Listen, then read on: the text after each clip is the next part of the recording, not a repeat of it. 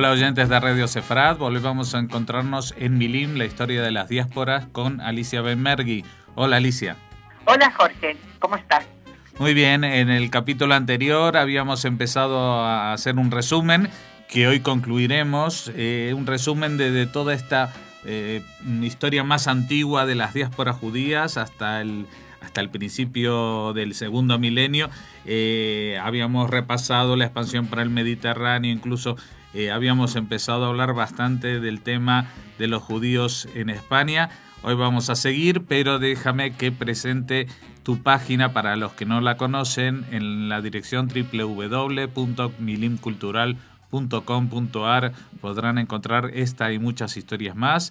Y si lo desean, pueden recibir cada 2 semanas en su correo electrónico un boletín de historia judía escribiendo a cultural@arnet.com.ar. Esto ya está dicho y ahora te dejo el micrófono. Y bueno, pueden entrar a Facebook, porque en Facebook a veces pongo artículos periodísticos de otra gente que me parecen sumamente interesantes y bueno, para que la gente lea y se entere. Así que después te lo puedo incluir la dirección. Bueno, la última vez que estuvimos juntos yo hablé sobre la historia de los judíos españoles, los sefaradí, vamos a decir ahora. ¿Por qué? Porque es un momento importantísimo en la historia judía. Va a inaugurar una especie de edad de oro que va a tener repercusiones permanentes en el judaísmo. En el judaísmo mayoritariamente también ashkenazí, porque se va a dar ahí en ese momento una confluencia de talentos y de personalidades tan geniales que van a influir mucho después dentro del judaísmo ashkenazí. Por eso la historia de los judíos españoles es tan importante, porque han desarrollado esa civilización que surge más o menos para el siglo VIII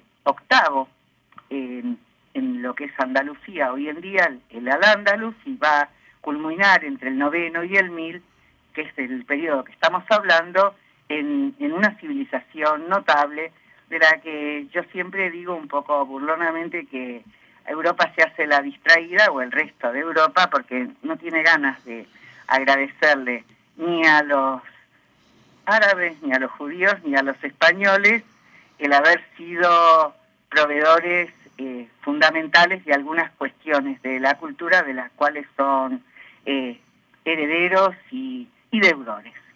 Esta notable civilización que se desarrolla, digo notable porque bueno, es el momento donde todo el legado de la filosofía griega, de todo lo que se hizo anteriormente, de lo cual Europa estaba totalmente olvidada, estos musulmanes, estos judíos y todo este conjunto en esta sociedad que se inicia con la llegada de Abderramán, escapándose de los abásidas, él era un omeya, instalándose ahí en Córdoba, va a ser un momento muy particular y especial de la cultura europea.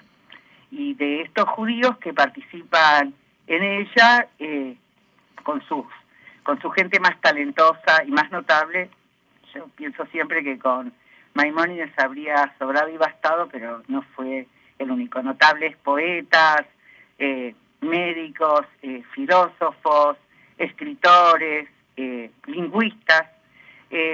No sé si en otro momento querés que hablemos especialmente de eso, pero bueno, ese fue un momento notable de la historia europea.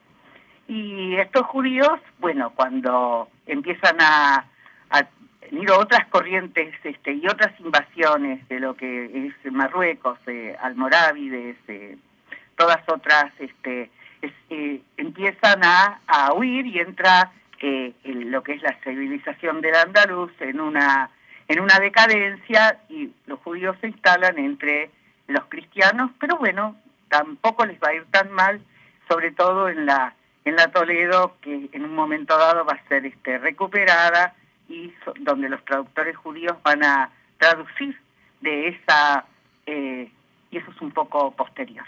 O Así que los dejamos a estos judíos que están ahí. Los otros judíos que van a circular van a estar en lo que hoy en día conocemos como las ciudades de Worms, de Maguncia, de esta región del Alto del Rin, donde va a tener como contrapartida de todo este notable talento que existió en España, especialmente en el sur de España, que son los que se llaman Hasidim, pero no en el sentido del hasidismo que surge en el siglo XVIII.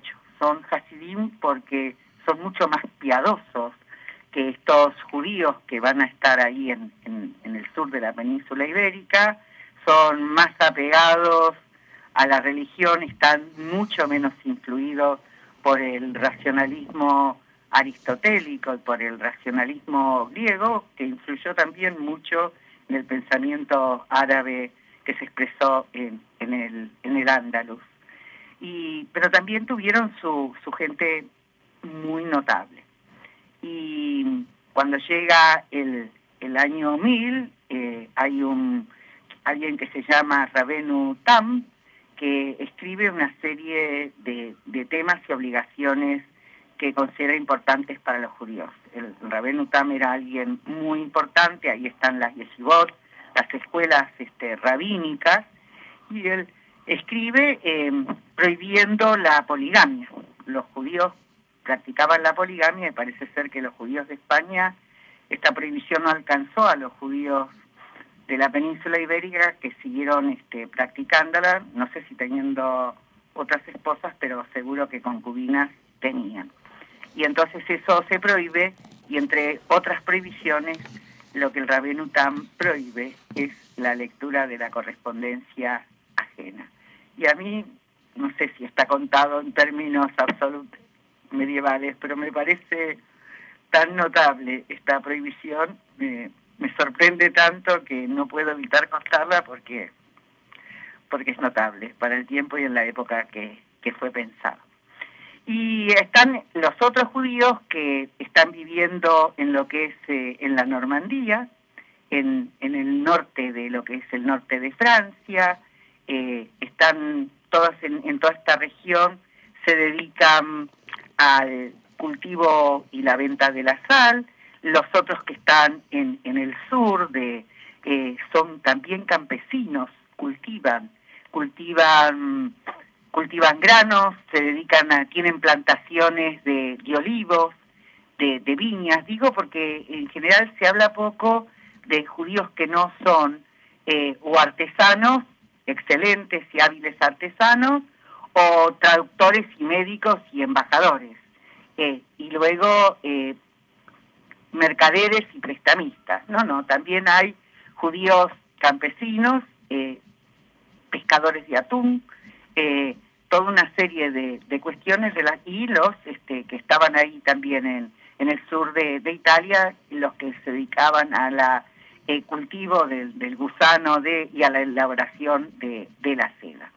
Así que son como un grupo de gente, que eso es algo que se ve en los textos, que provocan mucha desconfianza en los obispos cristianos.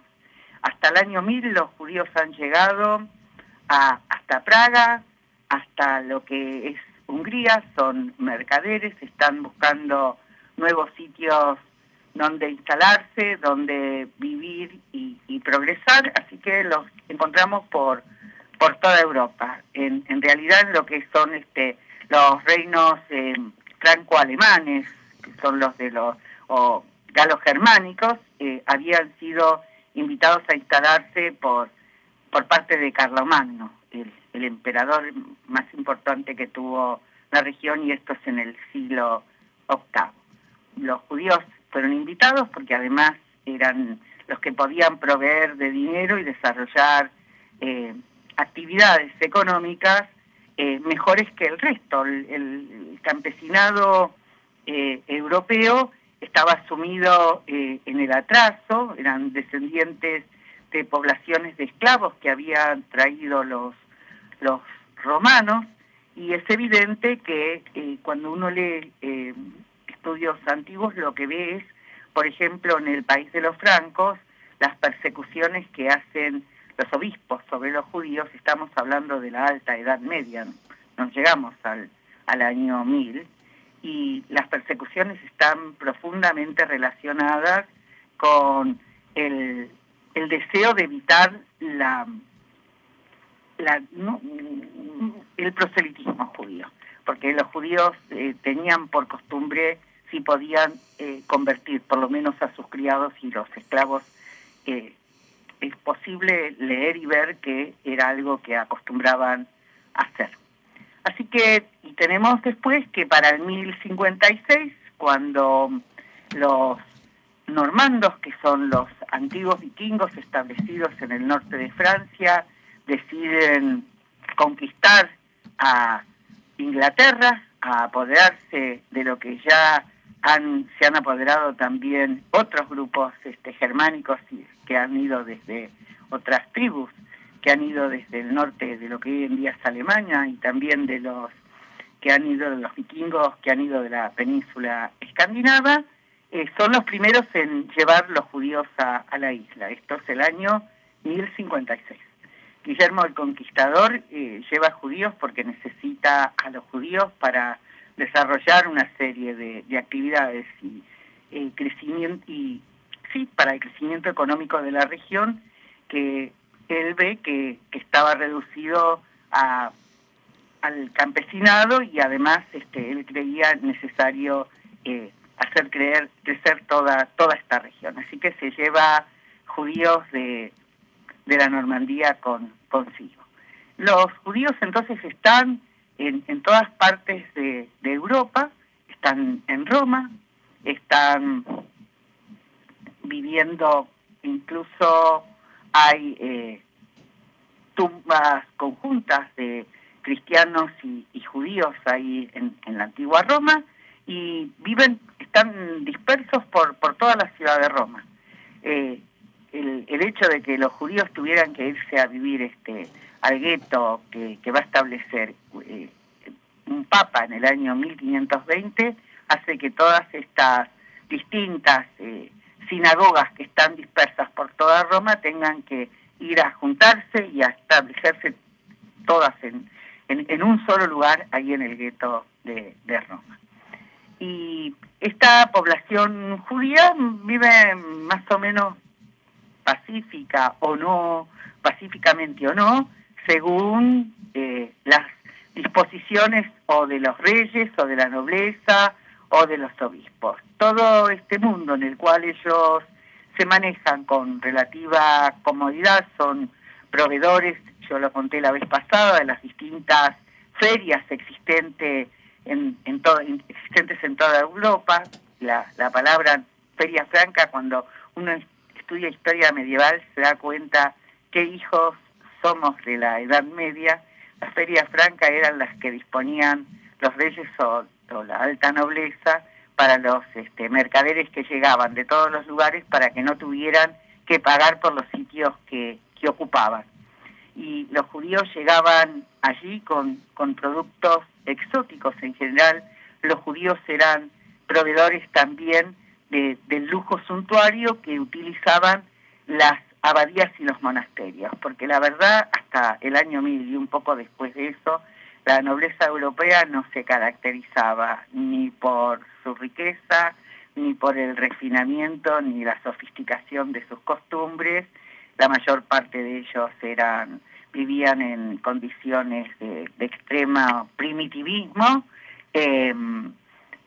eran burdos y analfabetos. El control de la cultura y del refinamiento estaba en manos de la Iglesia Católica en Europa, que también por bastante tiempo tiene el control político del continente. No se puede pensar en la organización política de Europa sin la intervención de la Iglesia Católica, de la Iglesia de Roma, que tenía su propio proyecto acerca de cómo debía ser Europa. Era la única institución organizada con gente gente alfabetizada, mucha de ella culta y refinada, y bueno, los judíos en general, cuando traen productos que vienen desde la China, hermosos y refinados, entre otros, eran proveedores de todos estos,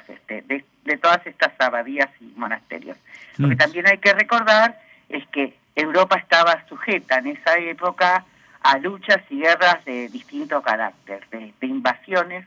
Cuando nosotros miramos hoy en día las abadías o los monasterios que están en la cumbre de las montañas, lo que hay que entender es que se instalaban ahí para poderse defenderse mejor de los distintos invasores, que lo que venían era buscando sus tesoros y sus riquezas, y además que se apoderaban de la gente vendiéndolas como esclavos. Sí. Alicia, que por otra... Sí. Vamos a hacer un minuto final, así que vamos a sintetizar la síntesis de este final del milenio. Bueno, entonces lo que vamos a decir que a fines del primer milenio, Europa se sacude la modorra, o no la modorra, empieza a reconstituirse como una nueva sociedad. Después de los años que en general los historiadores llaman como años oscuros, se vuelven a construir ciudades, aparecen ciudades nuevas, aparecen los burgos nuevos, y entonces va a cambiar, se reconstituyen las antiguas ciudades romanas, y Europa arranca con una nueva historia, y los judíos lentamente van a ir cambiando la forma de sus vidas, por lo menos en Europa, no sé tanto en los países del Medio Oriente, pero lo cierto es que cuando en el 1100 empiecen la Guerra Santa, las cruzadas, la conquista de Oriente por parte de la Iglesia cristiana, las cruzadas, va a empezar un periodo muy duro para los judíos, y esto será algo de lo que hablaremos en nuestro próximo encuentro. Muy bien. ¿Quedó claro? Sí, claro. Y hasta el próximo encuentro, pues vamos a recordarles a nuestros oyentes su página web www.milimcultural.com.ar, y para el boletín escribir a cultural@arnet.com.ar. Este es el final de este milenio, por lo menos en los programas de la diáspora de Milim. Muchas gracias, Alicia. Bueno, por lo menos los europeos, porque si encontramos algo, no, si encontramos, de hecho, hay cosas en el mundo de Medio Oriente, pero eso será tema de otro momento. De otro momento. Muy bien, pues hasta ese momento nos despedimos. Muchas gracias, Alicia. Gracias a vos y hasta nuestro próximo encuentro.